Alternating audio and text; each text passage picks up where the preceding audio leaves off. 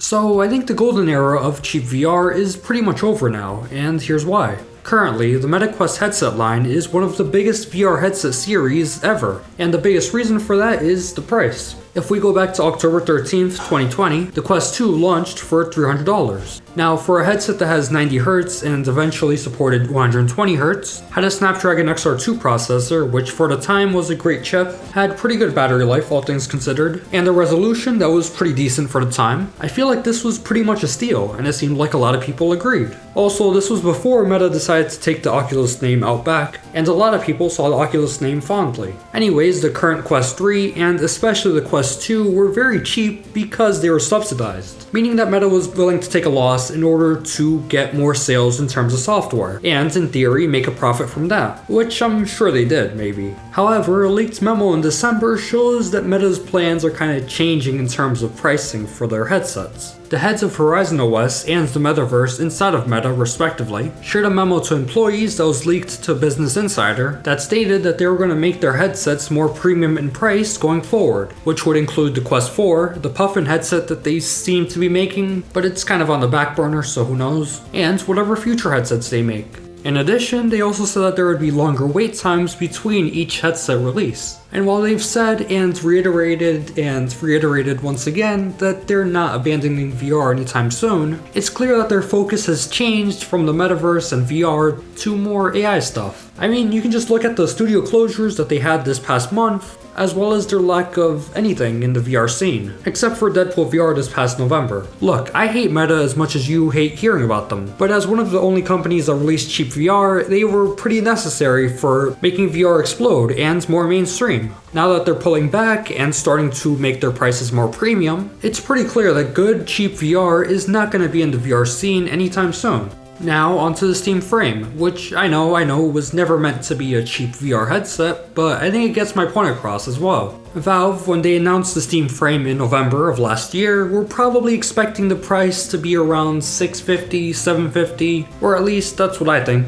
However, due to the RAM and SSD prices going way up in the past few months, they've not only had to delay their release schedule, but also their pricing, which could be $900 or $1,000, I've heard some people say $1,300, who knows. And Valve's the only one that's really being open about this. What about these other VR companies? Are they experiencing the same issues? The answer is unfortunately and most likely yes. As a result, what's likely is that companies like Valve and Meta are more likely to offload the costs to the customer, so that it's not eating into the total profits. Higher prices for an entry into VR means less people in VR. Now, going back to the RAM and SSD shortages, there are many analysts that are predicting that it will probably be this volatile until 2028, and this is mainly to do with data centers needing to consume a lot of memory in order to run, with some reports showing that they're using 70% of the world's memory supply. Okay, but my point is that after RAM prices stabilize in 2028, it'll probably take a few years for headsets to actually catch up and to start becoming cheaper. Generally, in consumer electronics, it takes about 18 months for a product to go from concept to actually launching. So when VR hardware companies are designing their next headset post all these RAM and SSD shortages, it'll take them a while to get it out, which will harm everyone in the VR scene, I think.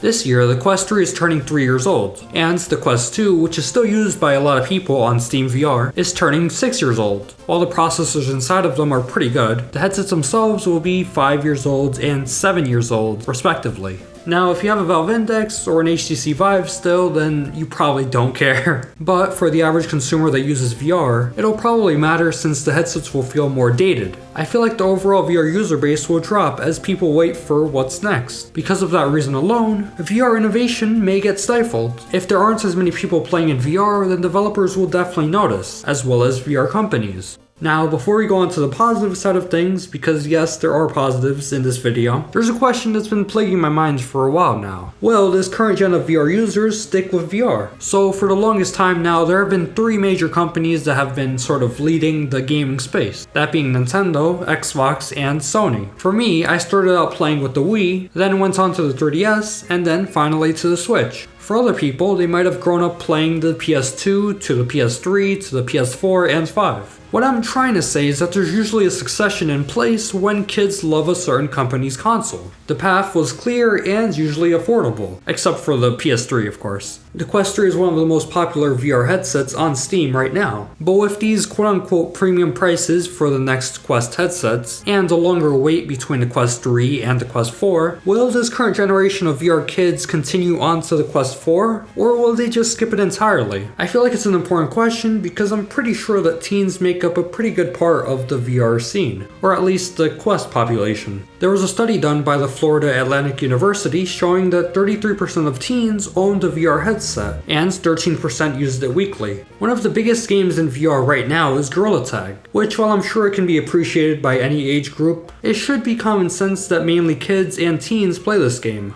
Over 110,000 concurrent players tuned in to watch a Meteor Live event in Gorilla Tag, which first of all for a VR game is incredible, but for a game that looks like this is nothing short of impressive. So it's clear that the younger generation has some sway with the VR landscape. That's why if a good chunk of them skip the Quest 4 due to the price or anything like that, then that could be devastating for the VR community. The Quest 2, which as you saw earlier holds 23% of the overall VR headset usage on Steam, will be receiving software updates until December of this year. I was watching a video the other day that I'll link in the description that showed that the Gorilla Tag version on Quest 2 isn't the best since it has a lot of frame drops and lag spikes. As the game becomes bigger in scale as it has over the past year, I think it's only a matter of time after the feature updates end in December that the developers of Gorilla Tag end support for the Quest 2. But that's just what I think.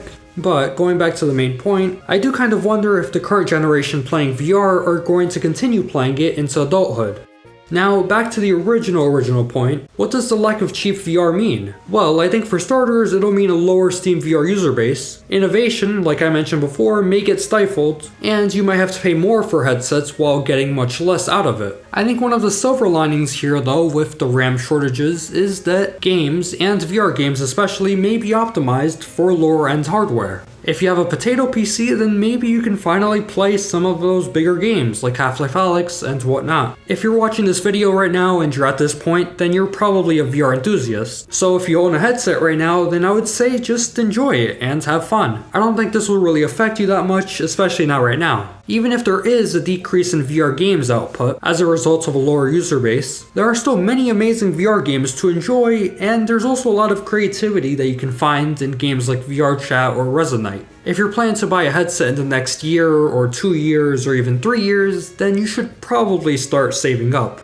On more positive notes, the Quest 3 is still plenty powerful, and I'm sure once the Quest 4 comes out, for whatever price it is, people will be able to buy the Quest 3 on eBay for cheaper prices. Also, I think it's certain that the Steam frame will eventually drop in price, although there's no telling when that is. I think these next 2 to 3 years will be some pretty volatile times for VR, but I don't have the inside scoop, so this is all just speculation. If there's any advice that I would give though, it would be to just stop watching these kind of doomer VR videos and just play VR. Oh, and also subscribe, because I don't usually make these kind of negative videos. Anyways, let me know your thoughts on all this in the comments. Alright, thanks for watching, I hope you enjoyed, and take care.